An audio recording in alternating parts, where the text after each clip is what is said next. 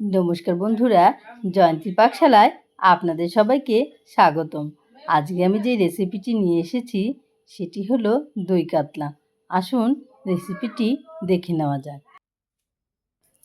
এখানে আমি একটি তাওয়া বসিয়েছি, তাওয়ার মধ্যে সর্ষের তেল গরম করে তেজপাতা দিয়ে দিলাম আর কয়েকটি গোটা গরম মশলা দেব আমি এর মধ্যে। একটি দারচিনি স্টিক, শুকনো লঙ্কা আর দুটো এলাচ।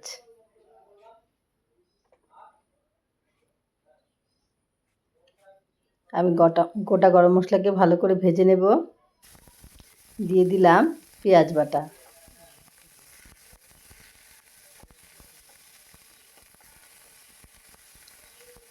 পেঁয়াজটা একটু নাড়াচাড়া করে ভালো করে ভেজে নিতে হবে।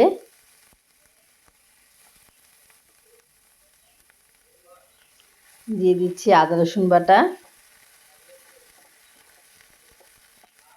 তেলটা আমার আগেই তাওয়াতে দেওয়া ছিল।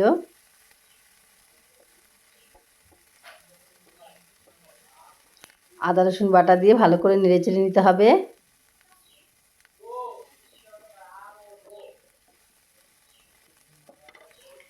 দই কাতলা তো অনেক খেয়েছেন, একবার এইভাবে রান্না করে খেয়ে দেখুন, আশা করছি ভালো লাগবে।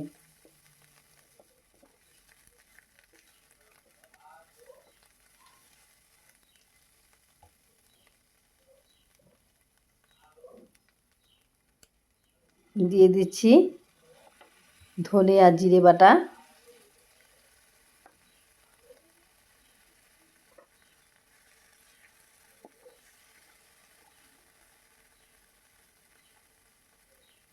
ধনে জিরে বাটা দিয়ে ভালো করে নেড়েচেড়ে নিলাম।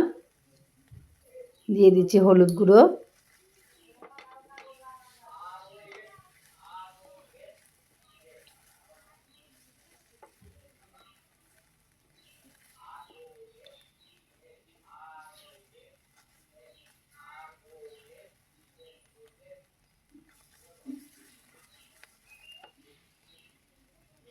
এখন আমি এখানে 1 চামচ পোস্ত, 1 চামচ মৌরি আর কয়েকটি কাজু বাদামকে একসঙ্গে বেটে রেখেছিলাম, সেটাকেও দিয়ে দিলাম। দিয়ে ভালো করে নেড়েচেড়ে নিলাম।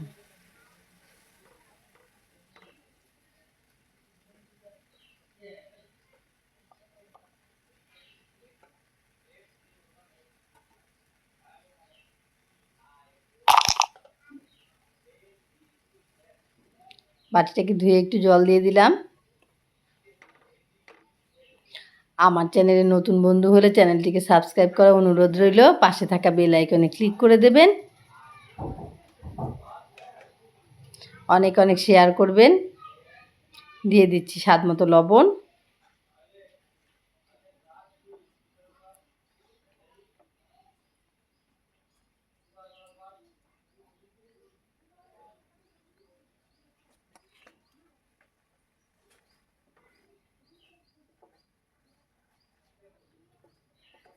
ভালো করে মশলাটিকে ভেজে নিতে হবে।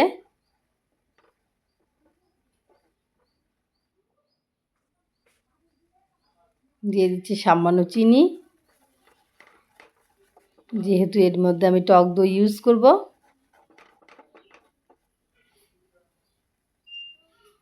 দিয়ে দিচ্ছি ফেটিয়ে রাখা টক দই। টক দই দিয়ে ভালো করে নেড়েচেড়ে দিতে হবে।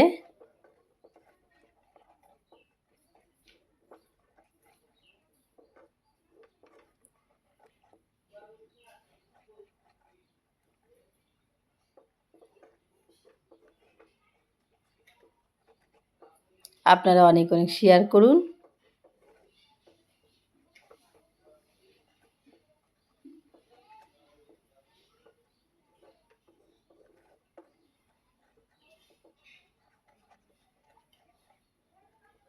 আর একদিন হলেও এই দই কাতলাটি রান্না করে খেয়ে দেখবেন, আশা করছি ভালো লাগবে।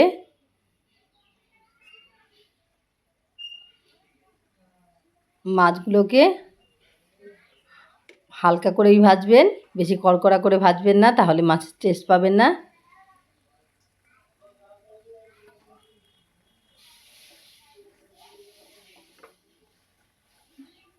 দেখতেই পাচ্ছেন মশলা থেকে তেল ছেড়ে দিয়েছে।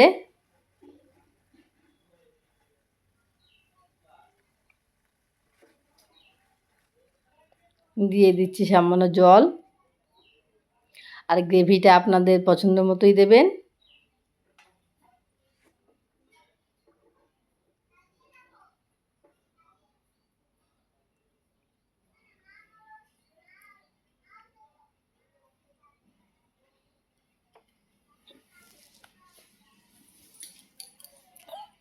দিয়ে দিচ্ছি চিড়ে রাখা কাঁচা লঙ্কা,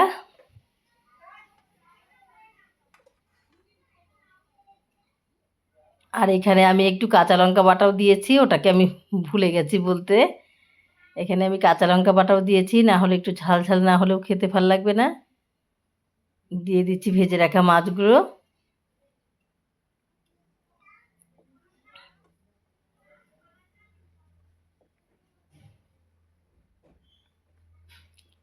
ধনে আর জিরে বাটার সঙ্গে আমি একটু কাঁচা লঙ্কা বাটাও দিয়েছি। রান্নাটি আমার হয়ে গেছে। পরবর্তী ভিডিও নিয়ে আপনাদের সামনে আবার চলে আসবো। নমস্কার।